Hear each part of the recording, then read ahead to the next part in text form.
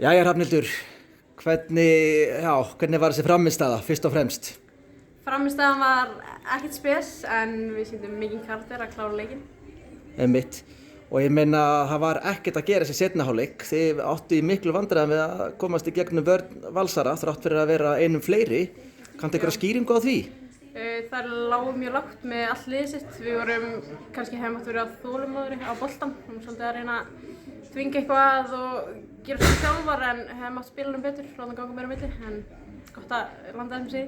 Einmitt. Og talandi að þvinga, mér fannst einmitt Agla María sérstaklega vera svolítið óþolinmóð og gefa sendingar sem voru ekkert endilega rata á samherja. Það var pínu ólíkt henni þessi frammistaða. Já, við hefum allar upp á niður daga og mér fannst þið bara allar svo sem vera í því, sko. Einmitt. Nú áttu þú náttúrulega næstu búin að jafna, átti hann að skoti inn að vera stöngina, sást hann inni? Já, ég hélt að vera frá inn, sko. Þetta var mjög svekkjandi þegar fór hérna stöngin út, en... Einmitt. Og sástu sigurmarkið?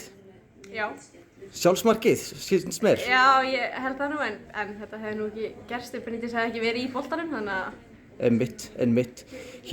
Nú hefur svolítið allavega minn fjölmiðl, fótbolti.net, verið svolítið að horfa til þín sem svona næstu stjörnu blikana. Fyrst í fyrra náttúrulega spilaður svolítið að leikjum og komst alltaf sterk inn á þegar ég sá allan að spila.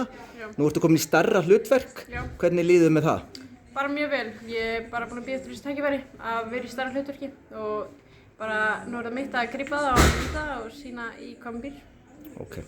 Herðu, bara til hamingju með að hafa, ég verður bara að segja, smá stól í sigrunum, en enga síður, sigur í sigur og þetta er meistarasigur. Já. Þannig að bara einlega til hamingju með það. Takk hérlega fyrir.